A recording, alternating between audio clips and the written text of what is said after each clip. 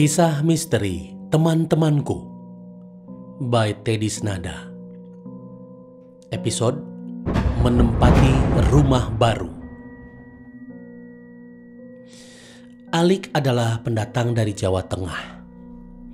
Bersama istrinya, Alik yang sudah dikaruniai seorang anak laki-laki berusia 1 tahun ini pindah ke Tangerang, Banten untuk merintis hidup berdua dengan sang istri tercinta, dan kini dia lepas dari kungkungan keluarga besarnya di Jawa Tengah yang seringkali berseberangan dengan prinsip hidup Alik, baik prinsip beragama maupun prinsip kehidupan bermasyarakat. Alik nekat untuk mencari penghidupan baru di tempat yang sama sekali baru, Tangerang. Dengan berbekal uang minim, Alik mencari-cari rumah kos yang layak dan bisa ditempati di sekitar tempatnya berdagang. Alik mencoba berdagang kecil-kecilan. Namun tentu saja, uang yang tidak seberapa itu belum cukup untuk mendapatkan rumah sewaan yang layak dan nyaman.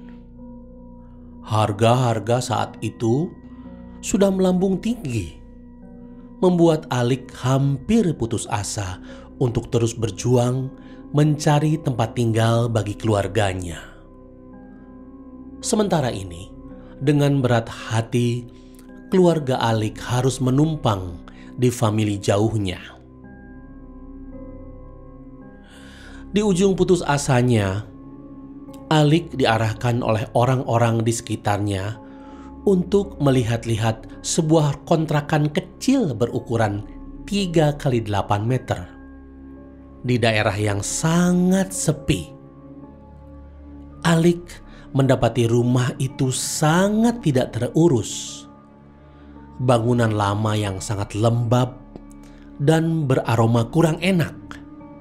Namun ongkos sewanya sangat murah, sangat terjangkau dompet Alik. Ya, apa boleh buat? Alik putuskan saja untuk memboyong istri dan anaknya menempati rumah itu. Bangunannya terletak berdampingan dengan kebun kosong dan sebuah pohon beringin yang cukup besar di belakangnya. Rumput dan ilalang menjulang tinggi hampir menyerbu bangunan yang sudah lama tidak dihuni tersebut. Alik bukannya tidak merasakan apa-apa saat pertama masuk ke rumah itu.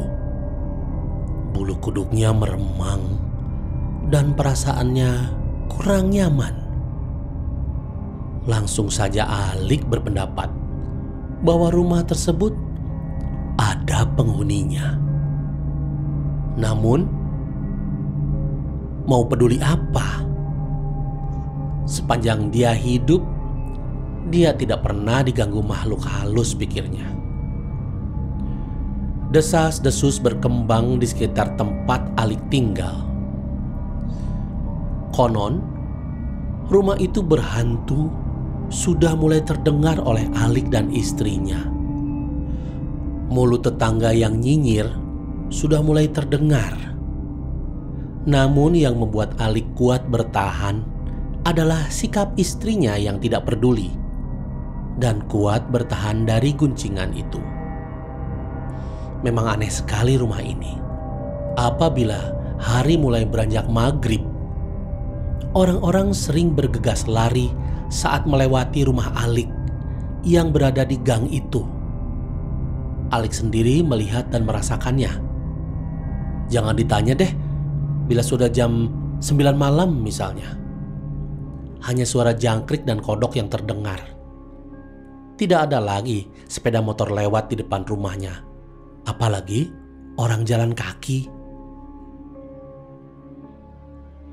Peristiwa aneh mulai terjadi setelah beberapa minggu keluarga Alik menempati rumah barunya. Malam itu tiba-tiba anaknya yang masih berumur 3 tahun menangis keras dan sulit untuk dibujuk agar berhenti menangis. Dengan susah payah, istri Alik menggendong anaknya yang meronta-ronta dan membujuk dengan mainan-mainan agar anaknya berhenti menangis. Tetapi jeritanya makin menjadi-jadi. Anehnya, saat anak Alik itu diajak keluar rumah, tangisannya berhenti. Namun saat akan dibawa masuk lagi ke dalam rumah, anak itu kembali menangis lebih keras lagi. Kejang-kejang, kejer, seperti ketakutan, dan tidak mau masuk ke dalam rumah.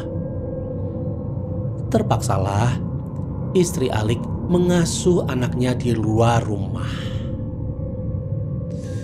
Melihat hal itu, Alik segera ambil kesimpulan bahwa anaknya diganggu makhluk halus.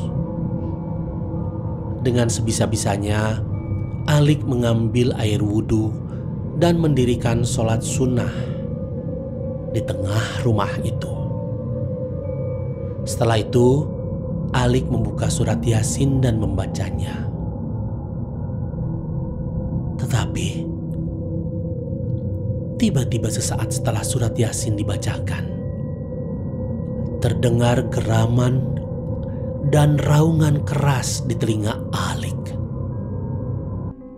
Seperti raungan binatang buas, bercampur suara manusia.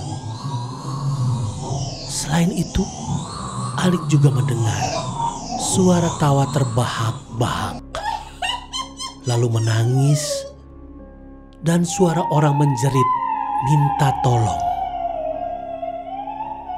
Saat itu bacaan surat Yasin Alik sangat berat dibaca dan bibir Alik terasa menjadi keluh.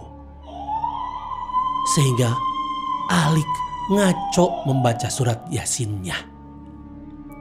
Alik tidak dapat menguasai lagi tubuhnya karena ada sesuatu yang mendorong keras tubuhnya ke belakang.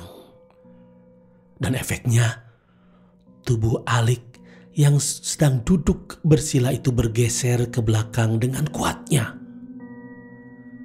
Dari situ sekonyong-konyong muncul dari dasar lantai rumah makhluk-makhluk yang tinggi besar, yang seluruh tubuhnya dipenuhi bulu. Wajahnya menyeramkan, dengan gigi dan taring menyeringai, menantang mata Alik. Matanya merah bersinar.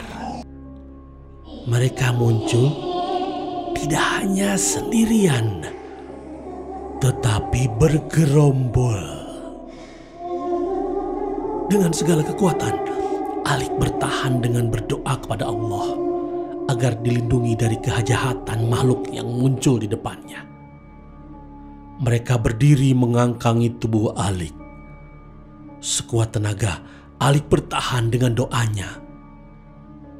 Dan akhirnya, makhluk-makhluk besar itu keluar rumah melalui jendela dan menembus tembok satu persatu menuju pohon beringin yang ada di belakang rumahnya. Keadaan rumah menjadi tenang kembali. Anak Alik sudah tertidur di pangkuan istri Alik di depan rumah. Alik segera menyusul istrinya dan mengajaknya kembali masuk. Keesokan harinya, Alik dengan hati-hati menceritakan peristiwa seram yang terjadi pada saat istrinya menidurkan anaknya di depan rumah tadi malam. Di luar dugaan, istri Alik tidak mempercayai cerita Alik. Bahkan, istrinya curiga suaminya mungkin bermimpi buruk, seperti anaknya yang agak demam malam itu.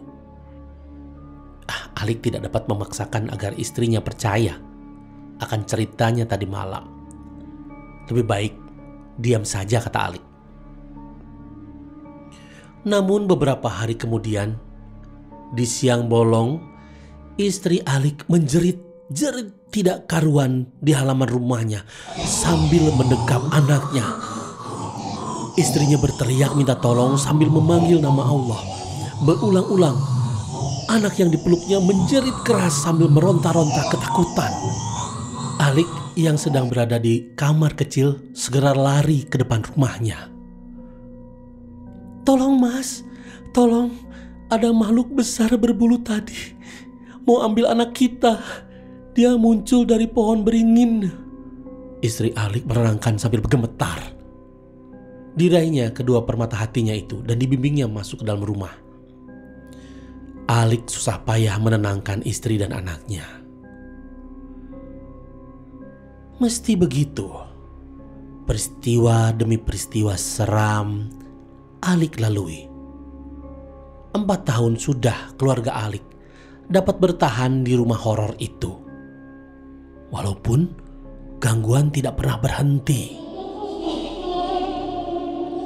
Alik akhirnya tahu siapa pemilik rumah ini sebelumnya, yaitu Ibu Zubaidah yang sudah sepuh namun nasib naas menimpanya.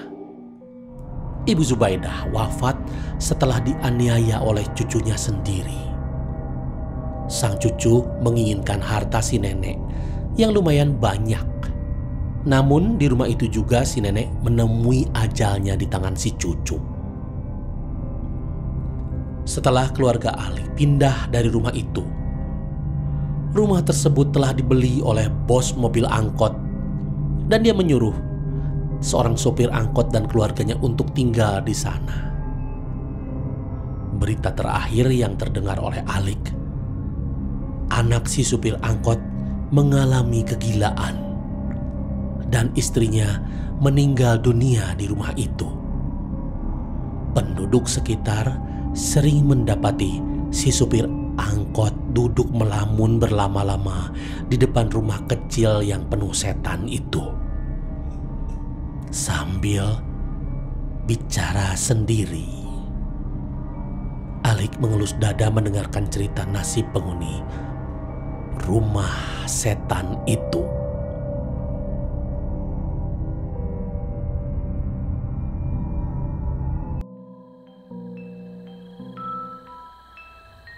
Terima kasih. Nantikan audiobuku lainnya hanya di channel Dengar Buku.